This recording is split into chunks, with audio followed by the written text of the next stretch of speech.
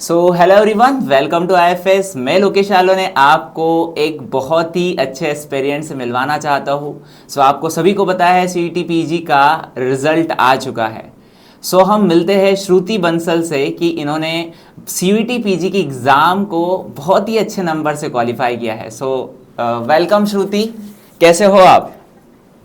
Sir मैं बहुत बढ़िया हूँ। और कैसा रहा आपका रिजल्ट? आपके बारे में थोड़ा सा मैं इंट्रो जानना चाहता हूँ कि आप किस रीज़न से हो और आपने कैसे प्रिपेयर किया और क्या रिजल्ट रहा।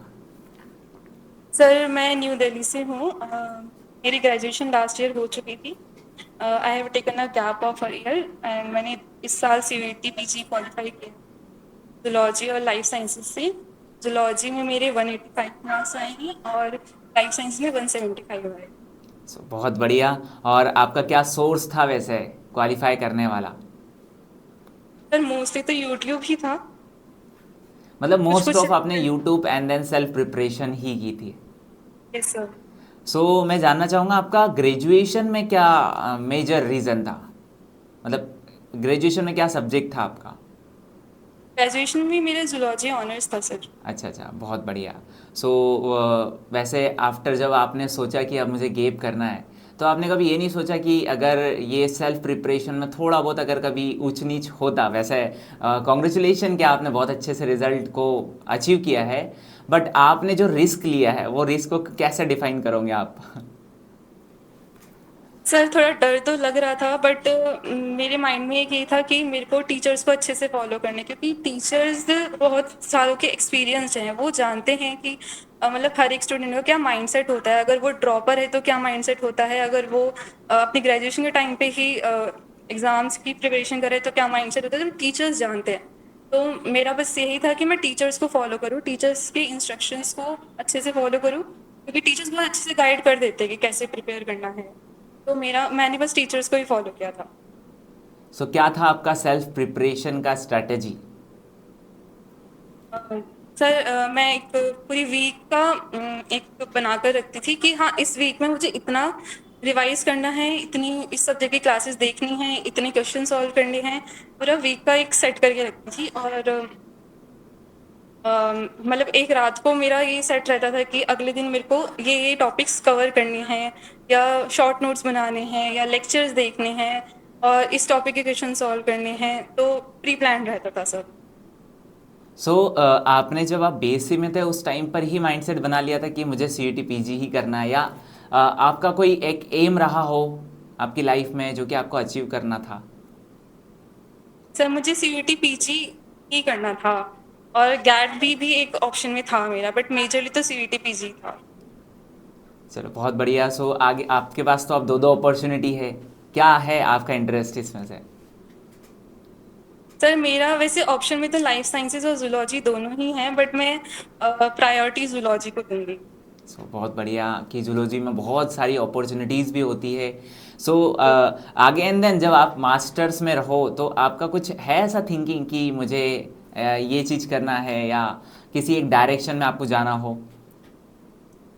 तो मुझे वैसे तो रिसर्च में ही जाना है, क्योंकि मेरे को रिसर्च में ज़्यादा इंटरेस्ट है। मेरे को रिसर्च मतलब जो नई रिसर्चेस होती हैं in the field of zoology, उसमें काफ़ी इंटरेस्ट है। तो मेरा तो रिसर्च का ही है, प्रायोरिटी तो वही है। बाकी एक लेक्चरशिप भी सेकंड ऑप्शन आ जाता है, अगर हम बीएससी और एमएससी दोनों सेम हो जाते हैं, तो सेम कोर्स हो जाते हैं तो। अच्छा, बहुत बढ़िया। मतलब आपको भी सीएसआर नेट से गुजरना ज़रूर पड़ेगा एक ना एक दिन, क्योंकि जूलॉजी बैकग्राउंड के लिए भी सीएसआर नेट होती है।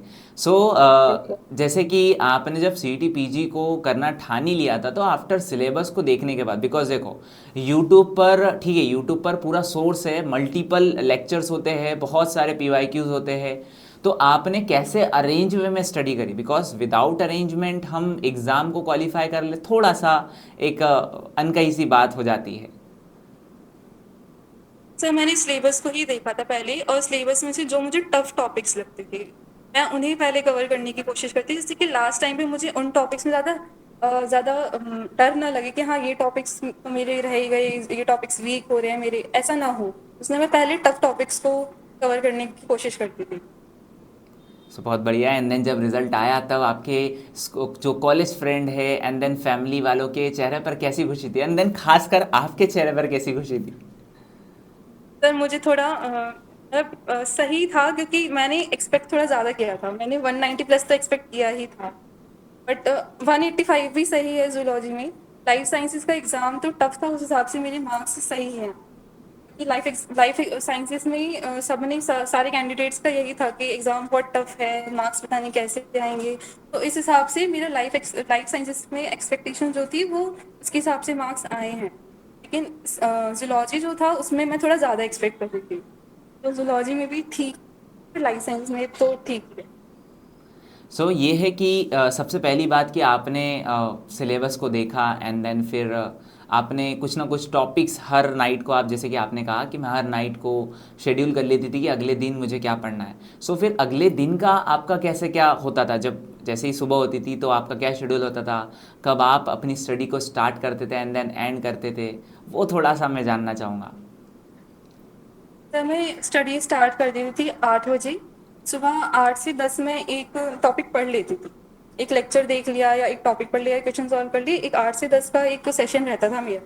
उसके बाद मैं 11 बजे, 11:30 बजे ऐसे बैठती थी और फिर 4 बजे तक पढ़ती थी। फिर उसके बाद मैं थोड़ा सा ब्रेक लेती थी और रात को क्वेश्चन सॉल्व एंड डन। एक दिन का अच्छा, पूरा ऐसा होता था मेरा। तो मतलब पीवाईक्यू वगैरह के लिए फिर आपने क्या सोर्स यूज़ किया? सर मैंने बुक्स रेफर करी थी, इफाज की बुक्स ही रेफर करी थी मैंने। और क्वेश्चंस तो यूट्यूब पे आते ही थे, इफाज के चैनल पे भी आते थे और भी काफ़ी सारे चैनल्स पे आते थे, तो उसके लिए वो रेफर करी मैंने क्वेश्चंस के लिए। चलो बहुत बढ़िया। मतलब आपने ऑल ओवर सिलेबस के हिसाब से सबसे पहले टॉपिक्स को अरेंज किया है एंड देन फिर उनको यूट्यूब से प्रिपेयर करके विथ आईएफएस की बुक्स एंड देन बहुत सारे सोर्स से आपने प्रिपेयर किया। जी सर। सो आपके प्रिपरेशन में कभी डीमोटिवेशन नहीं लगा आपको कि एज अ सेल्फ मैं कर रही हूँ, या कभी ऐसा टाइम आया हो कि जब क्वेश्चन ना बने हो या कोई टॉपिक नहीं समझ में आया हो, तो फिर कैसा रहा वो दिन और कैसे टैकल किया आपने?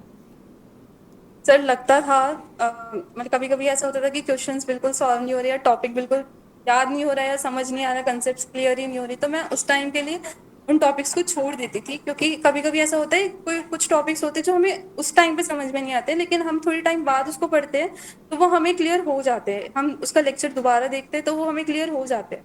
तो मैं उस पर्टिकुलर टाइम के लिए उस टॉपिक को या उन क्वेश्चंस को छोड़ देती थी और बाद में उन्हें देखते तो फिर वो हो जाते थे।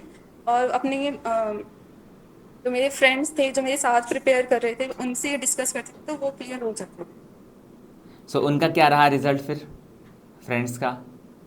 कभी सिमिलर ही है मुझसे। अच्छा, सो बढ़िया। मतलब एक फ्रेंड सर्कल जो था आपका, इन्वायरमेंट बड़ा स्ट्रॉन्ग था जिसके कारण वो भी एक इम्पैक्टफुल होता है। Yes sir. So then next question मेरा ये है कि जब आप प्रिपेयर कर रहे थे यूट्यूब से तो आपने अपने हैंड रिटन नोट्स बनाए थे, या फिर कभी कभी स्टूडेंट जो है स्क्रीनशॉट से ही काम चलाते थे, ऐसा कुछ था आपके प्रिपरेशन में भी? सर हैंड रिटन रहते थे मेरे। अच्छा, मतलब आपके पास में CT PG zoology and then life science के कुछ टॉपिक्स के तो हैंड रिटन नोट्स है। Yes sir. सो बहुत बढ़िया। एंड देन फिर अभी क्या है, मतलब कि क्या सोचा है आगे का, क्या जर्नी है? अभी तो मास्टर्स में एडमिशन लेना है मेरे को, उसके बाद CSIR देना है, देन PhD। चलो बहुत बढ़िया। सो बहुत से स्टूडेंट ऑब्वियसली आपकी बातों से मोटिवेट ज़रूर हुए होंगे एंड देन ये बात ज़रूर है कि हार्ड वर्क बड़ा इंपॉर्टेंट है एंड देन कंसिस्टेंसी बड़ी इंपॉर्टेंट है। सो इन देन लास्ट क्वेश्चन आपसे कि ऐसी कौन सी मिस्टेक्स आपने अपनी प्रिपरेशन में करी हो या बहुत ही अच्छा कुछ किया हो जो कि आप शेयर करना चाहती हो कि मेरी जो स्टोरी थी सर, इस स्टोरी के अंदर मैंने ऐसा कुछ किया है, या ऐसी कुछ घटना घटी है जिससे कि मुझे बहुत ज़्यादा इंस्पिरेशन या डिमोटिवेशन वगैरह कुछ, जो कि आप अपने आने वाले स्टूडेंट्स को ये चीज़ बोलना चाहो? सर कभी कभी मैं थोड़ा प्रोक्रेस्टिनेट कर देती थी, लाइक अगर कोई लाइव चल रही है यूट्यूब पे तो मैं थोड़ा ये सोचती थी कि हाँ अभी मन नहीं कर रहा, मैं थोड़ी थोड़ी देर बाद देख लूंगी। देन उससे मेरा ये नुकसान होता था कि मेरे को कोई डाउट होता था तो फिर वो मैं टीचर से नहीं पूछ पाती थी, मैं इंटरेक्ट नहीं कर पाती थी। तो ये एक मेरा नेगेटिव पॉइंट था प्रिपरेशन के टाइम। और पॉजिटिव पॉइंट मेरा ये था कि लाइक हम एक बहुत लॉन्ग नोट्स बनाते हैं, लॉन्ग फॉर्म में नोट्स बनाते हैं यूट्यूब से लेक्चर देख के या कहीं से भी लेक्चर देख के। तो वो क्या होता है, हमें ना पूरे नोट्स पढ़ने में कभी कभी आलस आता है। तो हमें क्या चाहिए होता है कि लास्ट टाइम पे ना हमें शॉर्ट नोट्स चाहिए होते हैं जिसमें हम फटाफट से रिवाइज कर लें। तो मैं कुछ टॉपिक्स के, सारे तो मैं नहीं बना पाई, पर कुछ टॉपिक्स के मैंने शॉर्ट नोट्स बनाए थे जिससे मैं लास्ट टाइम पे फटाफट से रिवाइज कर लूँ। तो जिन नोट्स को मुझे रिवाइज करने में 5 से 6 घंटे लगने वाले थे नोटबुक से, उससे अब मेरे को 2 से 3 घंटे लगते थे शॉर्ट नोट से। तो ये एक पॉजिटिव पॉइंट रहा। ठीक है, सो एक लास्ट की आखिरकार आप ये सारी सफलता का श्रेय किसको देना चाहोगे? जैसे कि आपकी लाइफ में कुछ फ्रेंड्स हो सकते हैं, आपकी फैमिली हो सकती है, या आईएफएस हो सकता है, यूट्यूब हो सकता है, तो क्या है आपका मेजर सोर्स जिसको आप अपना श्रेय देना चाहोगे? Sir, teachers and friends. चलो, सो बहुत बढ़िया, and then thank you and again congratulation Shruti कि आपने बहुत अच्छी अचीवमेंट हासिल की है, एंड देन आपने ये साबित किया है कि किसी भी सोर्स से पढ़ा जा सकता है, बस एक हार्ड वर्क एंड कंसिस्टेंसी बहुत ज़रूरी है। और उम्मीद है कि जितने भी यूट्यूब्स के व्यूवर्स ये वीडियो को देख रहे हैं वो ये चीज़ ज़रूर समझ गए होंगे कि अगर कभी हम यूट्यूब पर भी कोई लेक्चर्स देख रहे हैं तो बहुत ही डेडिकेशन एंड बहुत ही कंसिस्टेंसी से देखें, बिकॉज क्योंकि ये हमारे लाइफ के अंदर एक एक्स्ट्रा इनपुट ज़रूर कर सकता है। So thank you Shruti, thank you. Thank okay, you so much sir. Okay.